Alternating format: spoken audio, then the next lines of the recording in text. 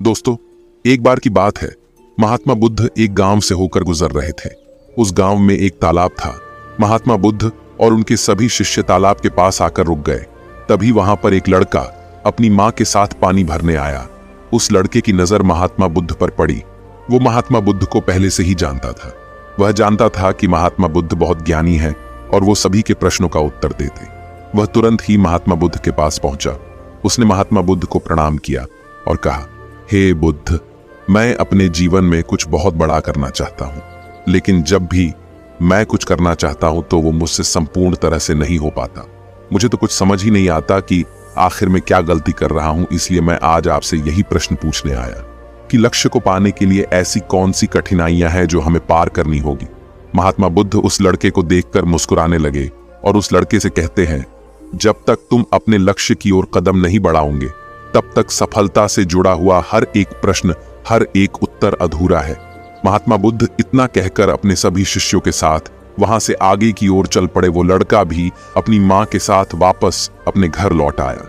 अगले दिन जब वो लड़का अपनी मां के साथ वापस उस तालाब पर पानी भरने आया तो उसने देखा कि तालाब में जो कमल की केवल कलियां थी, आज वो पूरी तरह से खिल चुकी है और पूरे के पूरे तालाब में केवल कमल के फूल ही नजर आ रहे। उस लड़के की मां को अपनी आंखों पर यकीन नहीं हो रहा था।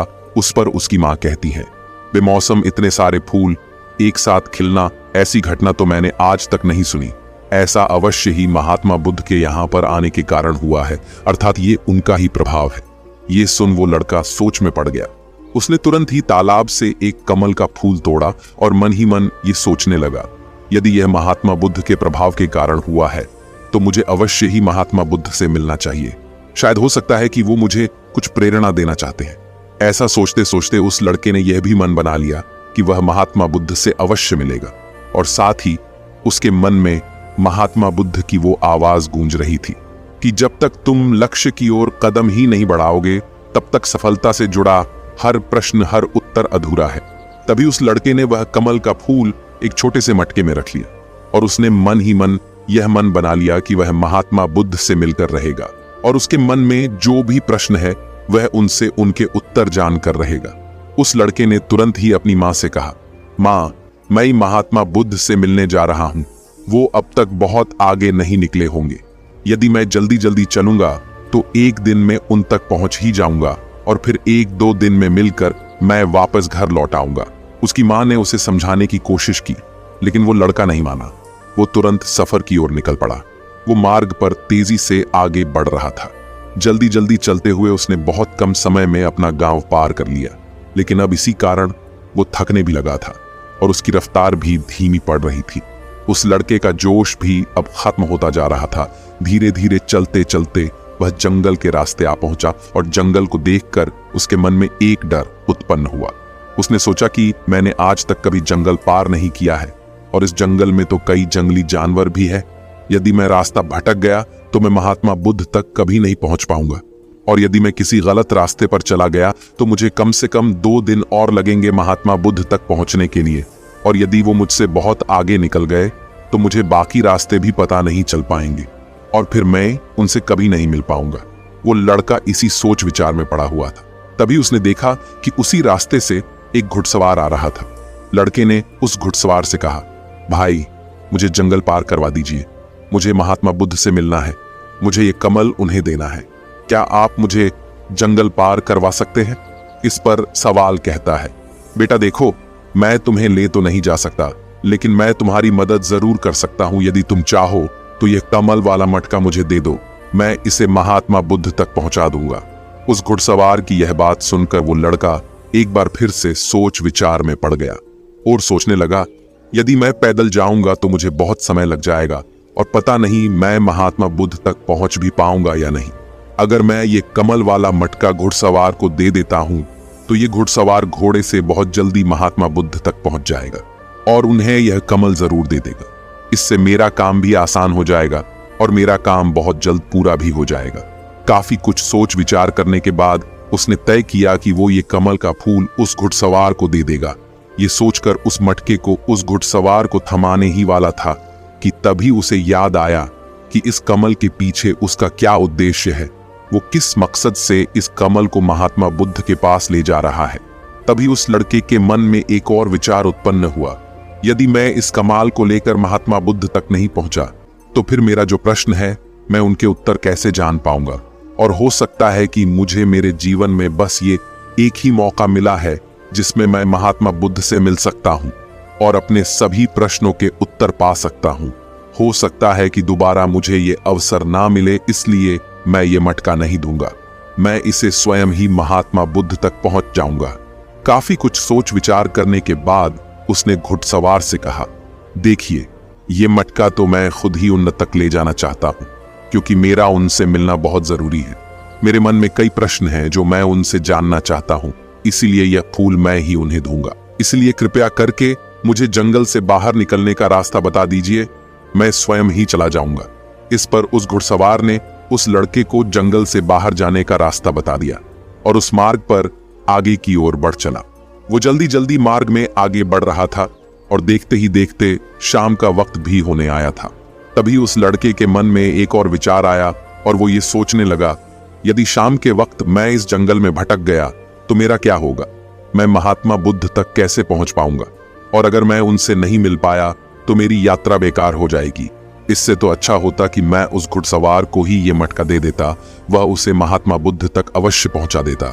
मुझे तो घर लौट जाना चाहिए था, यही मेरे लिए बेहतर होता। इस प्रकार उस लड़के के मन में तरह तरह के विचार उत्पन्न हो रहे थे। ऐसा होगा तो क्या होगा, वैसा हो जाएगा तो क्या होगा, यदि मैं भटक गया तो क्या होगा। तभी उस लड़के ने उस कमल की ओर देखा।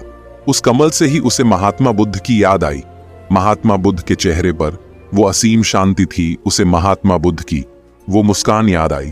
तभी उसके मन में एक और विचार उत्पन्न हुआ, जिनके आने से हमारे तालाब में इस प्रकार अनेक को फूल खिल गए, जिसके साथ होने से हमारे मन को प्रेरणा मिलती है, जिनके चेहरे पर वो असीम शांति है, जिनसे मिलकर मेरा मन शांत हो जाता है। यदि मैं उनसे मिल पाऊं तो मुझे कितना कुछ सीखने को मिलेगा।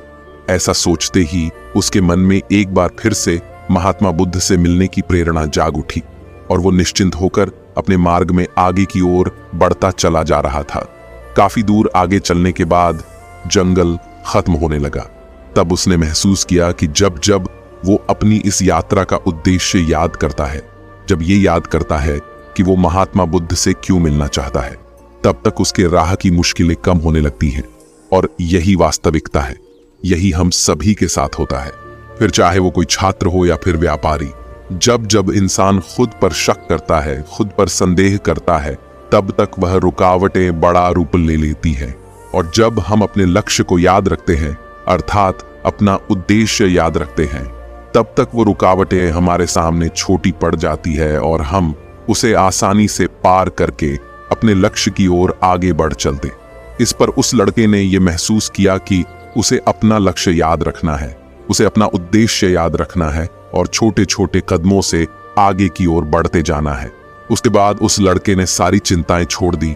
वह केवल सफर पे आगे की ओर बढ़ता जा रहा था, लेकिन इस बीच वो चलते चलते काफी थक चुका था। और जैसे ही उसने जंगल पार किया, तभी जंगल के ऊपर उसे एक छोटी सी कुटिया नजर आई। वहां पर एक सुंदर स्त्री रहती थी। लड़का काफी थक चुका था और उसे बहुत जोरों की प्यास लगी थी। वो लड़का उस कुटिया में गया। वहां पर उस स्त्री से उसने पानी मांगा। इस बार उस स्त्री ने उस लड़के को पानी पिलाया। तभी वह स्त्री उस लड़के से कहती है, आखिर तुम महात्मा बुद्ध से क्यों मिलना चाहते हो? इस पर वह लड़का कहता है, मेरे मन में कुछ प्रश्न हैं और मैं उन प्रश्नों का उत्तर जानना चाहता हूं और मेरे पास केवल ये एक ही अवसर है, इसलिए मुझे उनसे मिलना ही है। वह लड़का उसी तरह से अपनी बातें कर ही रहा था।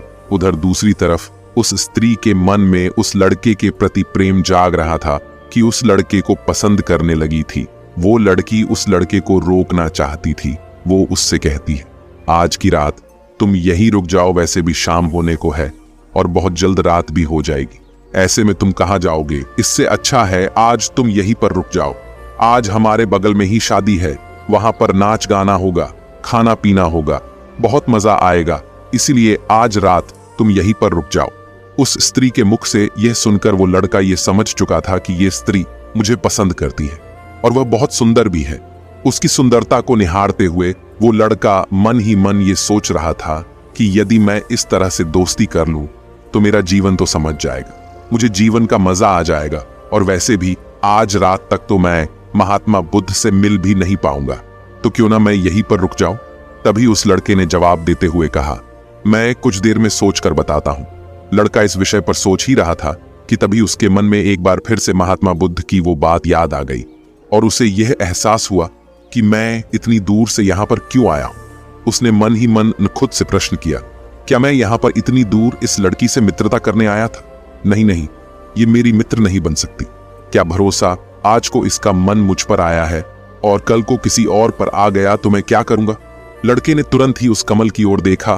तभी उसे उसका उद्देश्य याद आ गया और उसने तुरंत ही यह निर्णय लिया कि वह आगे की ओर बढ़ेगा। उसने उस लड़की को साफ साफ मना कर दिया और अपने मार्ग की ओर आगे बढ़ चला। जब वो आगे की ओर जा रहा था तभी उसे अपने इस निर्णय पर अफसोस हो रहा था। उसे ऐसा लग रहा था यदि उसे महात्मा बुद्ध ना मिले तो उसके हाथ से ये स्त्री भी चली जाएगी। इस बात का उसे बहुत मलाल था, लेकिन वह धीरे धीरे मार्ग में आगे बढ़ता गया। कुछ दूर आगे जाने के बाद जब उसका मन शांत हुआ तब उसे इस बात का एहसास हुआ कि यदि वह उस स्त्री के पास रुक जाता तो वह अपने उद्देश्य में कभी सफल नहीं हो पाता और उसकी ये यात्रा बेकार हो जाती, उसकी इतनी मेहनत व्यर्थ हो जाती। और तब उसे एक और चीज का एहसास हुआ कि जो भी व्यक्ति या फिर वस्तु हमें अपने उद्देश्य से भटकाने का प्रयास करे, हमें उससे तुरंत ही दूर हो जाना चाहिए। हमें अपना उद्देश्य याद रखना चाहिए कि हमने ये सफर क्यों शुरू किया था और हम अपनी मंजिल पर क्यों पहुंचना चाहते हैं। वो लड़का ये सब सोच विचार कर आगे की ओर बढ़ता जा रहा था। रात्रि का वक्त होने वाला था और वो लड़का तेजी से अपने मार्ग में आगे की ओर बढ़ता जा रहा था। तभी उसे मार्ग में एक बुजुर्ग व्यक्ति मिले। उसने उस बुजुर्ग व्यक्ति से पूछा, बाबा, मैं महात्मा बुद्ध से मिलना चाहता हूं और पिछले गांव में मुझे किसी ने बताया कि वो इसी मार्ग से आगे की ओर बढ़े थे। क्या आप मुझे बता सकते हैं वो किस तरफ गए हैं? इस पर वो बुजुर्ग व्यक्ति उस लड़के से कहते हैं, बेटा, तुमसे कोई गलती हो गई है, तुम्हें कोई गलतफहमी हुई है। यहाँ से कोई भी आराशी मुनि नहीं गए हैं। हो सकता है कि रास्ते में कोई और मोड़ हो जिस पर तुम्हारा ध्यान ना गया हो। वो आराशी मुनि उसी रास्ते से गए होंगे। ये सुन वो लड़का घबरा गया। अभी कुछ ही घंटों पहले तो मैंने उस बस्ती को पार किया था। यदि मैं वापस गया तो मैं बहुत पीछे हो जाऊंगा और अब तो अंधेरा भी होने को है। मेरे पास ना तो कोई रहने का कोई साधन है और ना ही खाने पीने का। मेरी तो पूरी यात्रा बेकार हो गई। मुझे तो लग रहा था कि मैं महात्मा बुद्ध से अवश्य मिल लूंगा, लेकिन अब लगता है कि यह मुमकिन नहीं है। मम उनसे नहीं मिल पाऊंगा। इस प्रकार के कई विचार और उस लड़के के मन में उमड़ने लगे। वो लड़का खुद पर संदेह करने लगा। जैसे ही उसके मन में इस प्रकार के विचार उत्पन्न हुए, मानो उसके पैरों में किसी ने बेड़ियां डाल दी हो। वह बार बार केवल एक ही बात सोच रहा था कि आखिर वो मुझे क्यों नहीं दिखाई दिया। मैं बार बार एक ही गलती क्यों करता हूं? मुझसे इतनी बड़ी गलती कैसे हो गई? ये सोचकर वो लड़का सर पकड़कर वहीं पर बैठ गया। कुछ देर तक तो उसे कुछ भी समझ नहीं आ रहा था। तभी उसे उसकी माँ की बात याद आई। उसकी माँ ने उस लड़के से कहा था, बेटा, हर गलती में सीख छुपी होती है जो हमारे जीवन को और भी बेहतर बनाती है। ये बात उसे याद आते ही उसका मन शांत होने लगा और देखते ही देखते उसका मन पूरी तरह से शांत हो चुका था। और वो लड़का बार बार अपने मन में अब एक ही बात दोहरा रहा था कि हर गलती में सीख छुपी हुई होती है और हमें वो और बेहतर बनाने आती है। उसने अपनी गलती को स्वीकार किया। वो कहने लगा, हाँ, मुझसे गलती हुई है। मैं जल्दीबाजी में बिना सोचे समझे बस मार्ग में आगे की ओर बढ़ता जा रहा था। जैसे जैसे लोगों ने कहा, मैं उसी तरह से आगे की ओर बढ़ता चला गया। उसकी गलती स्वीकारते ही उसका मन पूरी तरह से शांत हो गया। उसकी निराशा अब आशा में बदल चुकी थी। वह एक पेड़ के नीचे बैठा हुआ था। तभी उसने देखा कि कुछ जानवर नदी से पानी पी रहे थे। ये सब देखकर उस लड़के को याद आया कि जब वह पहली बार महात्मा बुद्ध से मिला था तब पानी के पास ही मिला था और महात्मा बुद्ध के साथ उनके कई शिष्य भी हैं, तो उन्हें पानी की तो आवश्यकता जरूर पड़ेगी। इस बात पर उस लड़के को तुरंत ये समझ में आ गया कि महात्मा बुद्ध भी उसी रास्ते से भ्रमण कर रहे होंगे जिस रास्ते पर पानी होगा। तभी उसने सोच विचार कर यह तय किया कि वापस जाने से अच्छा है क्यों ना मैं नदी के किनारे किनारे आगे की ओर बढ़ता रहा। ऐसा सोचते ही उसने तुरंत ही रास्ता बदल दिया और अब वह नदी के रास्ते आगे बढ़ने लगा। जैसे जैसे वो आगे बढ़ता जा रहा था, उसका मन और भी हल्का होता जा रहा था। उसका मन और भी शांत होता जा रहा था। तब उसने अनुभव किया कि जब मन बहुत शांत होता है तो हमारा मन बहुत हल्का हो जाता है और जल्दबाजी नहीं करता। और ना ही किसी में या खुद में कोई कमी निकालता है। हमारी बुद्धि पहले से बेहतर काम करने लग जाती है। तब उस लड़के ने इस बात का भी अनुभव किया कि खुद से शिकायत करना एक बहुत बड़ी कमी है जो हमें दुख की ओर ले जाती है। चलते चलते लड़के के मन में विचार आया, यदि मैं अपने गांव में ही रुक जाता तो ये सारे अनुभव में कभी नहीं प्राप्त कर पाता। ऐसा सोचते सोचते वो मार्ग में आगे की ओर बढ़ रहा था। तभी उसे महात्मा बुद्ध के कुछ शिष्य नजर आए और उन्हें देखकर वो लड़का बहुत प्रसन्न हुआ। वो अपने मार्ग में और भी तेजी से आगे बढ़ने लगा और आखिरकार लगातार 2 दिनों का सफर तय करने के बाद वो महात्मा बुद्ध के पास पहुंच ही गया। वह तुरंत ही महात्मा बुद्ध के पास पहुंचा। उसने महात्मा बुद्ध को प्रणाम किया और उन्हें वो कमल का फूल भेंट कर दिया। इससे पहले वो लड़का कुछ कहता, तभी महात्मा बुद्ध ने कहा, बहुत सुंदर, ये कमल पूरी तरह से खिल चुका है। 2 दिन पहले ही तुमने मुझसे पूछा था कि लक्ष्य को पूरा करने के लिए इंसान को कौन सी कठिनाइयों को पार करना पड़ता है, लेकिन 2 दिनों बाद तुमने बहुत सारे अनुभव प्राप्त कर लिए हैं। तुम्हारा ये धैर्य और ये मुस्कान देखकर लगता है कि तुमने इस यात्रा में बहुत कुछ सीखा है। इस पर उस लड़के ने यात्रा में घटित हुई हर एक बात महात्मा बुद्ध को बता दी। तभी महात्मा बुद्ध ने उस लड़के से कहा, तुम्हारे मन में जो भी प्रश्न है मैं उनके जवाब तुम्हें जरूर दूंगा। आगे महात्मा बुद्ध कहते हैं, बिना कोशिश के हर चीज जरूरी है।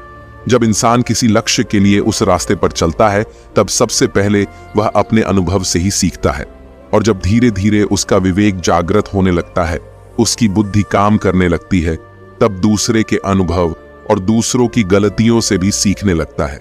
जीवन में यदि सफल होना है, किसी लक्ष्य को प्राप्त करना है, तो सफलता का रहस्य से सीखने से पहले हमें उस रास्ते पर चलना पड़ता है।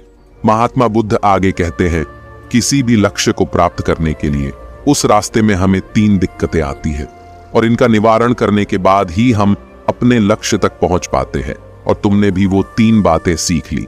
पहला, अपने उद्देश्य को पहचान और उसके प्रति समर्पण करो। जैसे कि तुम ये कमल का फूल मुंह तक पहुंचाना चाहते थे और तुम्हारा उद्देश्य भी यही था। तुमने ये जान लिया था कि ये फूल मुझ तक पहुंचाने के लिए तुम्हारा क्या उद्देश्य है, जिस कारण तुम्हारे मन के सारे संदेह खत्म हो गए। इसके बाद जब भी तुम फूल को देखते थे तो तुम्हें अपना उद्देश्य से याद आ जाता। आगे महात्मा बुद्ध ने कहा, तुमने स्वयं के अनुभव से ही यह जान लिया कि अपनी मंजिल तक किस प्रकार हमें पहुंचना है और सब कुछ तुम्हारे भीतर से ही प्रकट हो रहा है। वह लड़का महात्मा बुद्ध की सारी बातें ध्यानपूर्वक सुनता रहा। तभी आगे महात्मा बुद्ध कहते हैं, तुम्हारे मन में कई प्रकार के डर और संशय थे। पता नहीं तुम मुझ तक पहुंच पाओगे या नहीं, पता नहीं तुम जंगल पार कर पाओगे या नहीं, क्योंकि तुमने आज से पहले कभी जंगल पार नहीं किया था और रास्ते में तुम्हें तरह तरह की रुकावटें भी झेलनी पड़ी। और जब हमारे रास्ते में तरह तरह की रुकावटें उत्पन्न होती है, तब हमारा मन बाधित होने लगता है, हमारा मन भटकने लगता है और हम अपने लक्ष्य से भटक जाते हैं। लेकिन जब हम अपना सारा ध्यान रुकावटों से हटाकर अपने उद्देश्य पर लगाते हैं, तो सारी रुकावटें खुद ब खुद छोटी पड़ने लगती है और हम उन्हें आसानी से पार कर ले जाते हैं। शुरुआत में हर किसी की यही समस्या है कि वह यह नहीं जानता कि आखिर वो सफल क्यों होना चाहता है, क्यों वो कुछ करना चाहता है। इसी कारण उनके सामने परेशानियां भी बहुत ज्यादा होती हैं और वह उन परेशानियों के सामने घुटने टेक देते। लेकिन जैसे जैसे आप आगे बढ़ते हैं, अपने लक्ष्य के प्रति समर्पित हो जाते हैं, तो वैसे वैसे चलते जाना आसान हो जाता है और हम अपने लक्ष्य तक पहुंच ही जाते हैं। आगे महात्मा बुद्ध उस लड़के को तीसरी बात बताते हुए कहते हैं, असली शक्ति इच्छाओं को पूरा करने में नहीं बल्कि उनको मिटाने में कहते हैं कि हम जानते हुए भी सही काम नहीं करते। अगर हम अपने उद्देश्य की ओर आगे बढ़ते हुए आकर्षणों को पीछे रुक जाते तो हमारी यात्रा कभी पूरी नहीं हो सकती।